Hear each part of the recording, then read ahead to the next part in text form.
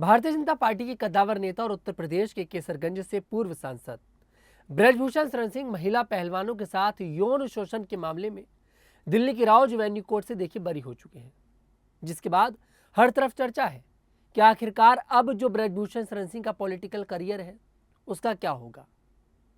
आपको बता दें, दिल्ली के जंतर मंतर पर महिला पहलवानों ने ब्रजभूषण शरण सिंह के खिलाफ एक बहुत बड़ा प्रोटेस्ट किया था, जिसमें ब्रजभूषण शरण सिंह पर कई सारे गंभीर आरोप लगाए गए थे। ब्रजभूषण शरण सिंह पर विनेश फोगाट, साक्षी मलिक, बजरंग पूनिया जो बड़े बड़े पहलवान हैं, इन पहलवानों ने यह आरोप लगाया था कि ब्रजभूषण शरण सिंह जो महिला पहलवान है उनका यौन शोषण करते हैं। उस समय पर ब्रजभूषण शरण सिंह भारतीय कुश्ती महासंघ के अध्यक्ष थे, इसलिए ये सारे आरोप ब्रजभूषण शरण सिंह पर लगाए गए थे। सबको लगा था कि ब्रजभूषण शरण सिंह ने ऐसा किया होगा, क्योंकि ब्रजभूषण शरण सिंह की जो छवि थी वो ऐसी छवि थी एक बाहुबली नेता वाली। पूर्वांचल के अंदर उत्तर प्रदेश में ब्रजभूषण शरण सिंह का अच्छा खासा दबदबा माना जाता है। सबको लगा कि भाई बाहुबली नेता है और भारतीय कुश्ती महासंघ का अध्यक्ष भी है ये, तो इन्होंने ये सब कुछ किया होगा। उस समय पर मामला काफी ज्यादा गंभीर था। बड़ा प्रोटेस्ट ब्रजभूषण शरण सिंह के खिलाफ हुआ। बीजेपी ने तुरंत एक्शन लिया। बीजेपी ने लोकसभा 2024 के चुनाव में ब्रजभूषण शरण सिंह का टिकट काट दिया। मतलब ऐसे नेता का टिकट काट दिया जो हर बार अपनी सीट से जीत रहा था। जिस क्षेत्र में उस नेता का अच्छा खासा दबदबा है, उस नेता का टिकट काट दिया जाता है। ब्रजभूषण शरण सिंह को तुरंत भारतीय कुश्ती महासंघ के अध्यक्ष के पद से हटा दिया जाता है। मतलब जितने एक्शन ब्रजभूषण शरण सिंह के खिलाफ होने थे वो सारे एक्शन हुए, लेकिन ब्रजभूषण शरण सिंह हमेशा अपनी बेगुनाही के सबूत जो है देते रहे। उन्होंने हमेशा कहा कि मैं बेगुनाह हूं और सच्चाई एक दिन जरूर सामने आएगी।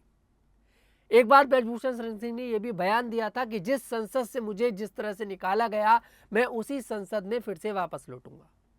अब सवाल यह है कि क्या ब्रजभूषण शरण सिंह एक पॉलिटिकल वापसी करने वाले हैं? क्या ब्रजभूषण शरण सिंह को बीजेपी उनका खोया हुआ कद वापस करेगी? क्या ब्रजभूषण शरण सिंह को केंद्र में जगह मिलेगी, या फिर उत्तर प्रदेश के विधानसभा चुनाव जो कि 2027 में होने वाला है उसमें ब्रजभूषण शरण सिंह की एक अहम भूमिका देखने को मिलेगी? और अभी 2029 का तो लोकसभा देखिए चुनाव जो है वो दूर है, उसकी बात मैं नहीं कर रहा, लेकिन ब्रजभूषण शरण सिंह बोलते हैं कि 29 में तो मैं चुनाव लड़ूंगा, प्यार से या फिर बिना प्यार से, लेकिन चुनाव तो लड़ा जाएगा। खुद कहते हैं ब्रजभूषण शरण सिंह। लोकसभा चुनाव में बीजेपी ने ब्रजभूषण का टिकट देके भले ही काटा, लेकिन उनके बेटे प्रतीक भूषण को टिकट दिया। वो सांसद भी बने, अच्छे खासे वोटों से जीते। तो यहां पर ब्रजभूषण शरण सिंह पर यह आरोप लगे, अब उसमें ये बरी हो चुके हैं। तो क्या आप ब्रजभूषण शरण सिंह का 2027 में कुछ बड़ा खेला करेंगे? वो समाजवादी पार्टी ज्वाइन करेंगे? ये भी सवाल खड़े हो रहे हैं, क्योंकि अखिलेश यादव ने कभी भी ब्रजभूषण शरण सिंह के लिए कुछ नहीं बोला। जिस समय पर पूरा विपक्ष ब्रजभूषण शरण सिंह के पीछे हाथ धोकर पड़ गया था, उस समय पर अखिलेश यादव ने ब्रजभूषण शरण सिंह का खुलकर साथ दिया। पिछले कुछ दिनों से लगातार ये देखने को मिला कि ब्रजभूषण शरण सिंह अखिलेश यादव की तारीफों में कसीदे पढ़ रहे हैं। अब ये कसीदे क्यों पढ़े जा रहे हैं?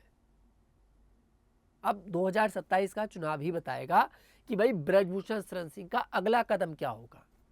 27 में ब्रजभूषण को बड़ी भूमिका मिलती है निभाने के लिए उत्तर प्रदेश के चुनाव में, तब तो ठीक है। और अगर नहीं होता है तो ब्रजभूषण शरण सिंह का समाजवादी पार्टी में जाना भी आप तय समझिए, बिल्कुल कंफर्म समझिए। लेकिन बीजेपी ब्रजभूषण शरण सिंह को इतनी आसानी से जाने नहीं देगी। सोचिए आप कि जिस नेता का इतना दबदबा हो कि उसके ऊपर इतने गंभीर आरोप लगे थे, उसका टिकट भले ही कट गया लेकिन उसके बेटे को टिकट मिल गया। सोचिए आप लोग। तो बीजेपी इतनी आसानी से ब्रजभूषण शरण सिंह को जाने तो नहीं देगी। अब यही देखना है कि बीजेपी का अगला फैसला क्या होगा, ब्रजभूषण शरण सिंह का अगला फैसला क्या होगा। क्योंकि भाई महिला पहलवानों के साथ यौन शोषण के मामले में बरी हो गए, जिस मामले की वजह से पूरा ये रायता फैला, वो मामला ही पूरा सिमट चुका है, उस मामले में वो बरी हो चुके हैं।